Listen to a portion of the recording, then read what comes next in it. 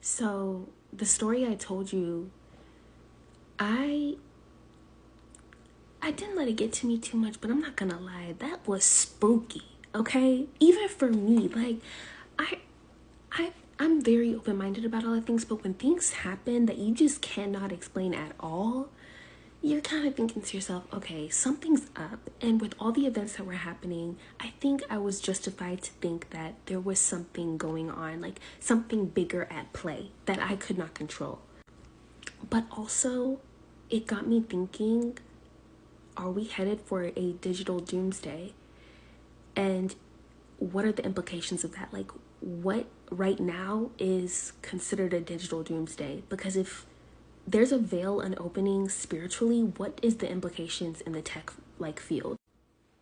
Why I decided to jump on this rabbit hole right before New Year's, I don't know. But like I said, I didn't feel forced into this. I think with all of the events that were happening, I kind of just led itself to this. It was a nice, cohesive, coming together. So by no means did I not have any fun, doing more research on this stuff, but I definitely was thinking I would have never done this ever. I would have been enjoying time with family, but instead I was on my computer trying to figure some things out that I don't even know anything about. So I think there's an immediate threat that's on the horizon for the cyberspace. And I say that because we're getting into an era where we have advanced with technology so much that classical computers are probably going to be outrun soon by something bigger. And that something bigger I figured out is quantum computers. Quantum computers have been around for over 40 plus years, but of course, it takes research, it takes development, it takes programmers and scientists and people to come together with all of their big brains and put all of that they know into this computer. Did what I experience hint at unforeseen consequences of technological advancements? Is there unchecked powers? Am I just, well, you guys kind of confirmed. There's a thing here. Based on what I experienced, there are real world parallels for what's really going on.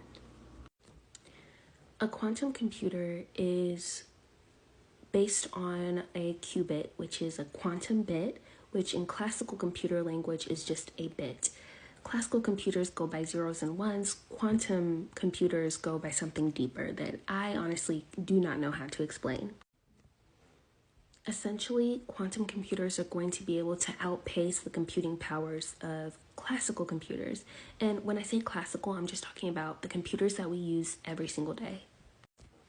In the cybersecurity world, there is RSA encryption, which is it's in everything for cybersecurity, and it basically relies on not being able to factor really, really large numbers, meaning it basically means that they are expecting all the computers not to be able to get too complex to the point where they would, be able to solve or decrypt things at really, really large scales.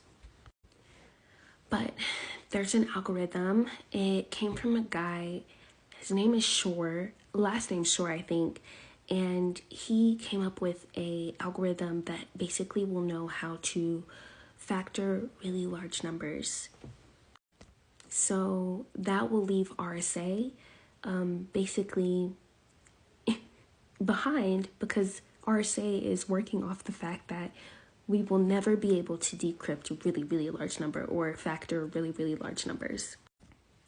Personally, for me, I'm starting to feel like quantum computers are going to bring a lot of mistrust with the online world, the space that we're living in now. And I think it's going to go as far as if quantum computers are going to be able to decrypt at faster rates and a more complex than RSA encryptions, I am thinking power grids are going to go down, financial systems are going to go down. I mean, the very fabric of the privacy we know now and what semblance of privacy we have right now, everything will be out in the open, which is a scary thought. And the portals opening, the spiritual supernatural thing I experienced, that was like a veil, like the veil was coming up. And I think that is what quantum computing is getting into. They so much as have like a countdown for when quantum computing is going to actually be readily available, and that will render RSA encryption a thing of the past. And if the veil is coming up for something as simple as the Vatican, imagine what's happening in the cyber world. And I was trying to figure out, like, what is a way that I can like really solidify that this is an actual threat. There's a whole executive order that the USA ordered. They're basically saying that post-quantum cryptography is a threat and they need to get proactive about it. There's a whole 8 pages, so go check it out. Read more on it, but I mean, you can already tell they're moving into a zero trust architecture, which is basically what I'm telling you. The RSA encryption is going to be nothing to them. Basically, going to try to change into more complex encryption tactics. Somebody mentioned that the Vatican does this every 25 years.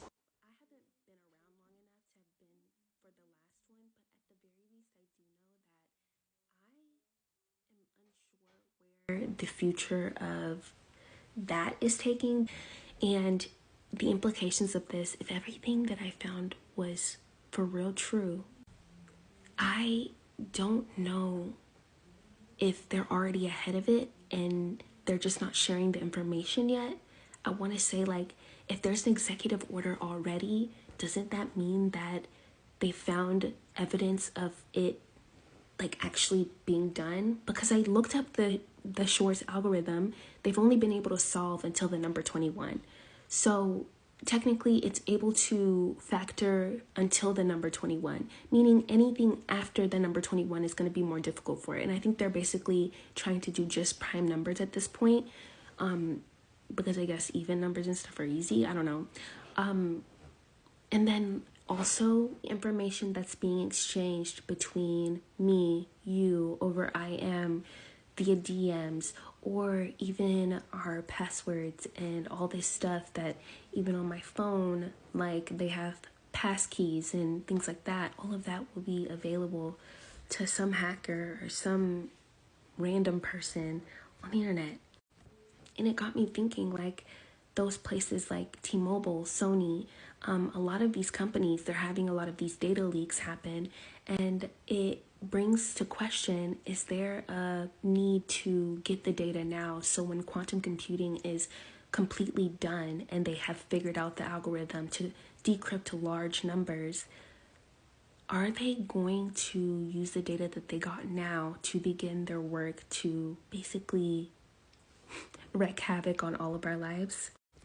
I feel like if that female computer science coven could just figure something out, but at the same time, I don't know if they were on the good side or the bad side. And they were so secret, like to find them was a problem, but it was numbers and signs, if you know what I'm saying. I don't know what the future looks like with quantum resistant technologies. I don't even know if that means we're going to change from quantum computers and quantum phones. Like, I don't know what that's going to look like, but at the very least, that's something that I can kind of try to begin to help solve. On the other hand, the spiritual side of things, the supernatural, I'm still a little bit freaked out by it, and I have a feeling there's something more that we don't know. And I'll do some more research and come back to you guys later, because I think this is really interesting stuff.